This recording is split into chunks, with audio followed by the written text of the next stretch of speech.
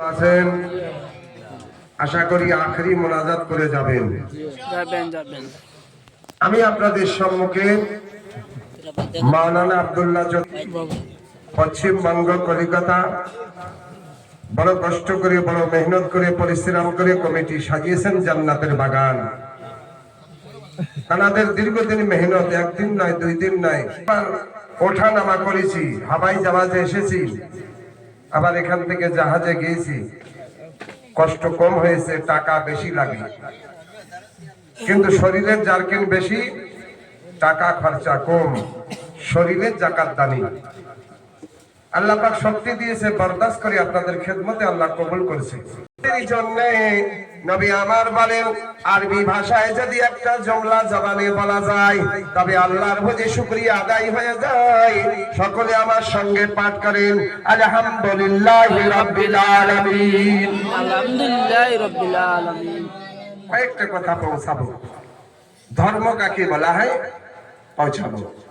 হিন্দু মুসলিম শিখ ইসাই আপস আমরা ভাই ভাই, কোরআন হাদিস বেদ বাইবেল থেকে আপনাদের কাছে প্রমাণ দলিল তুলে ধরবো। শুনতে রাজি আছেন না? তারপরে আপনাদের সুন্দর ইন্তজামে মহিলাদের বসার কোনো ব্যবস্থা নাই, আছে কি? হ্যাঁ, আর নবী বলেন, একটা মহিলা যদি শুধরে যায়, শুধরে মানে যদি একটা মহিলা ভালো হয়ে যায় গোটা পরিবারটা ভালো হয়ে যায়। শুধু তাই নয়, একটা মহিলা যদি ভালো, মহিলা মানে মেয়ে মানুষ, একটা মেয়ে মানুষ যদি ভালো হয়ে যায় গোটা পাড়াটা ভালো হতে পারে। শুধু তাই নয়, একটা মহিলা যদি ভালো হয়ে যায় গোটা গ্রামটা ভালো হতে পারে। একটা মহিলা যদি ভালো হয়ে যায় গোটা পঞ্চায়েতটা ভালো হতে পারে। একটা মহিলা যদি ভালো হয়ে যায় গোটা জেলাটা ভালো হয়ে যায়। কিন্তু আজকে মহিলাদের কোনো ভাষার সুব্যবস্থা নাই, তাদের আপনার শোনাবার কোনো ব্যবস্থা নেই। তবে আপনারা আছেন, যদি ভালোভাবে শোনেন, সেটা যদি আপনার পরিবারকে ভালো করে আপনি 1 ঘন্টা টাইম দান করে যদি শোনাতে পারেন, তাহলে সেটাও একটা কার্যকরী হবে। আমার কথা বুঝতে পারছেন কিনা? আসেন, তারপরে সুযোগ পেলে মহিলাদের সম্পর্কে নবীজি সান্ত্বনা দিয়েছেন। মহিলা 3টে কাজ করবে জান্নাতবাসী। সেই 3টে কি কি কাজ আপনাদের শোনাবো। কে ভাই শুনতে রাজি আছেন না? তারপরে আপনাদের সম্মুখে নিয়ে আসবো শরিয়াতের 3 বিধান, শরিয়াতের 3 নিয়ম কানুন।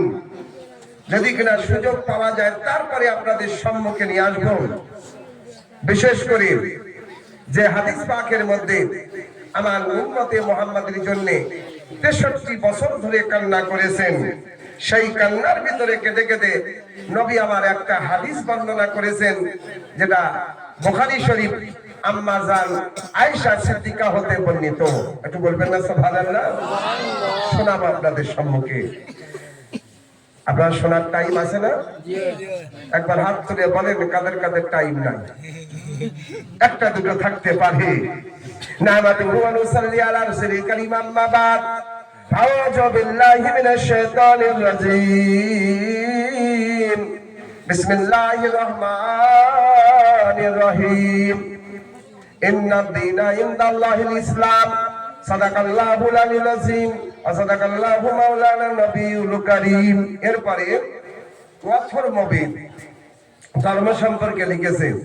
ধর্ম কাকে বলা হয়, ধর্মের পরিচয় কি, ধর্মের মূলনীতি কি, ধর্মের আসল ঠিকানা কোথায়। অথর্ববেদ পৃষ্ঠা নম্বর 555 ভিতরে লিখিবদ্ধ প্রমাণ হয়েছে। ওম নমঃ নমঃ সংসিমন বিদিয়া দাদি বিন্নম বিন্নিয়া দাদি পতরত মাদারম মাপরতি ধনধর্ম ততসুকম লোকম বিদাবিনা প্রেম জরম শ্রীমানো মহাদিম মহাধারম পবিত্রম জরম শ্রীমানো মহাদিম মহাধারম। এরপরে শামবেদ। শাম মানে মৌত, শাম শাম মানে মৌত। মৌত বোঝেন না? মৌত। তো মৌত এমন একটা বস্তু, মৌত এমন একটা জিনিস, না কাউকে ছেড়েছে না কাউকে ছাড়বে। মৌত একদিন আমাদের বরণ গ্রহণ করতেই হবে। এই মৌতের সম্পর্কে একটা জমলা বলি, দুনিয়ায় যত যা কিছু বার হয়েছে বেশিরভাগ ডুপ্লিকেট। বুঝতে পারেননি? ফসল লাগাইছেন, পোকা লাগছে, আপনি বিষ দিয়েছেন 1 বার না 3 বার, কিন্তু পোকা মরে না, মানে ডুপ্লিকেট। বুঝছেন কিনা? হ্যাঁ, এভাবে আপনার ডুপ্লিকেটের শেষ নাই। কিন্তু বাবা কসম বিল্লাহ, মউত কোন ডুপ্লিকেট হয় না, মউত হয় অরিজিনাল।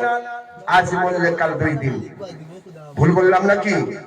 একটু আওয়াজ দিবেন আব্বাজান। তো এই মউতের সম্পর্কে বেদ বলছে মানুষ তো মরে ঠিক, হয় কি আর মালিক করে কি।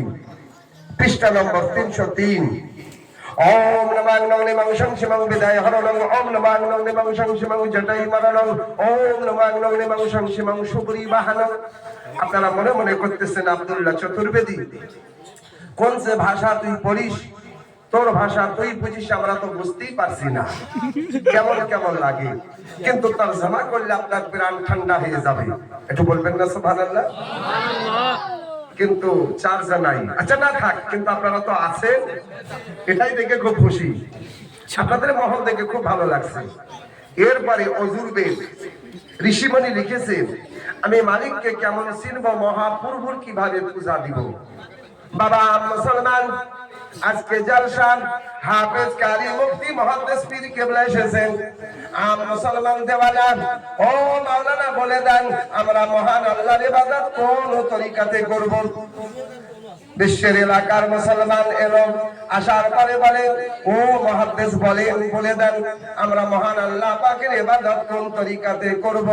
এলাকার মুসলমান আসলো, বলে পীর কেবলা বাতিয়ে দেন, বলে দেন, বলে দেন, আমাদের বুঝিয়ে দেন মহান আল্লাহ পাকের ইবাদত কোন তরিকাতে করব।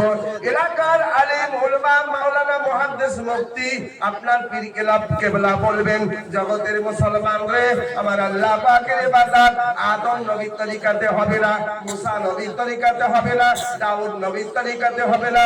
কেউ বেশ 1 লাখ 2 লাখ জমিজের পয়গম্বর আল্লাহ দুনিয়াতে পয়গম্বর পাঠিয়ে দিয়েছেন, কিন্তু কম বেশ 1 লাখ 2 লাখ জমিজের পয়গম্বরের তরিকাতে আল্লাহর ইবাদত হবে না, আল্লাহর ইবাদত হবে না, হবে না। একমাত্র ইবাদত হবে যিনি হলেন ইমামুল আম্বিয়া, নবীদের সরদার নবী মুহাম্মদুর রাসূলুল্লাহ সাল্লাল্লাহু আলাইহি ওয়াসাল্লাম। বিশ্ব নবী মুহাম্মদের তরিকাতে আল্লাহর ইবাদত করলে মুসলমান তোমরা গ্যারান্টি জান্নাতবাসী হয়ে যাবে। আল্লাহর ইবাদত কোন তরিকাতে হবে? বিশ্ব নবী মুহাম্মদ সাল্লাল্লাহু আলাইহি তরিকাতে আল্লাহর ইবাদত হবে। নবী যখন আসলেন সমস্ত নবীদের নিয়ম কানুন বাতিল হয়ে গেছে। আমার নবী মুস্তাফা মুহাম্মদের তরিকা রোজ কিয়ামত পর্যন্ত আল্লাহ দুনিয়ার বুকে কায়েম করে দিয়েছেন। বুঝতে পেরেছেন? আসেন একটুখানি নিয়ে আসি সেই নবীর সম্পর্কে বেদ প্রমাণ করে। আহা, এ দেখেন, কোরআন বলে খাতামুন নবীন, তার মানে নবী মুহাম্মদুর রাসূলুল্লাহ সাল্লাল্লাহু আলাইহি ওয়াসাল্লাম। হাদিস বলে আখেরি পয়গম্বর, তার মানে নবী মুহাম্মদুর রাসূলুল্লাহ সাল্লাল্লাহু আলাইহি ওয়াসাল্লাম। বেদ বলে অন্তিম अवतार, তার মানে নবী মুহাম্মদুর রাসূলুল্লাহ সাল্লাল্লাহু আলাইহি ওয়াসাল্লাম। বলবেন না সুবহানাল্লাহ? বেদের ভিতরে আমার নবীর নাম আছে। এতটা জঙ্গল, এতটা জড়িবুটি, যেখানে জঙ্গল সেখানে মঙ্গল। আল্লাহর ওলিরা জঙ্গলে তপস্যা করেছে, আল্লাহর ওলিরা জঙ্গলের পাতা খেয়ে আল্লাহর জিকির করেছে, সেই আল্লাহর ওলিরা জঙ্গলে মঙ্গল করে দিয়েছেন। একটু বলবেন না? তাই বলতেছেন সেই ঋগ্বেদ, এই বেদের মধ্যে আমার নবীর প্রশংসা। সভা নম্বর 282। ওম নমঃ নমঃ সংসিমং আন্তিম আওতার পৃথিবী মাদাম ওম করবা শেকম নিকদম তান্ত্রিকম দমস্তম করবা মানো নমঃ নর্গ ওম করবা মানো নমঃ স্বর্গ মানো শতমন্তরম লা ইলাহা হামনি পাপন ইল্লাল্লাহ। সুবহানাল্লাহ বলবেন না? ও বাবা, এতটা জঙ্গল, এতটা জড়িবুটি, কিন্তু সব জমলা শ্রবণ করলেন, শুনলেন লা ইলাহা, তো জবানে অন্তর খুলে বলা দরকার ছিল সুবহানাল্লাহ। সুবহানাল্লাহ বললে বিতা হয় না, সুবহানাল্লাহ বললে বেকার হয় না। সুবহানাল্লাহ বলার সঙ্গে সঙ্গে আমার আল্লাহ পাকের আরশে আল্লাহ খুশি হয়ে যায়। আমার আল্লাহ পাক বলে, ফেরেশতা বান্দা ওয়াজ মাহফিলে সুবহানাল্লাহ বলেছে, জুম্মাতে ওয়াজে আপনার সুবহানাল্লাহ বলেছে, মিলাদুন নবীতে সুবহানাল্লাহ বলেছে। সুবহানাল্লাহ বলার সঙ্গে সঙ্গে আল্লাহর আরশে মোবারক থেকে আওয়াজ আসে, ফেরেশতা আমার বান্দার নামে যে সুবহানাল্লাহ বলেছে তার নামে 3টে পুরস্কার লিখে দাও। পুরস্কার বুঝেন না? ক্রিকেট খেলে জেতে তো কি পায়? পুরস্কার। ফুটবল খেলে জেতে তো কি পায়? পুরস্কার। বাবা সুবহানাল্লাহ বললেন পুরস্কার একটা না দুটা না তিনটা পুরস্কার। সুবহানাল্লাহ বলার সঙ্গে সঙ্গে এই জুমলা আদায় করার সঙ্গে সঙ্গে একটা না দুটা না আরবি 9টা হরফ আদায় হয়।